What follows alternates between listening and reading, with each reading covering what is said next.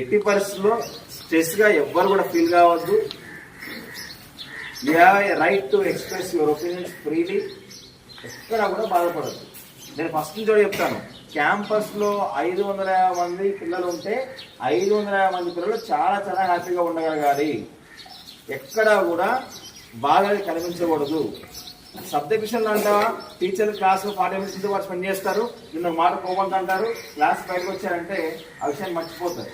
నువ్వు కూడా మర్చిపోవాలా, సార్ ఎందుకని తెలుసుకోవాలా, దాన్ని నెక్స్ట్ డే రిపీట్ కాకుండా తీసుకోవాలి.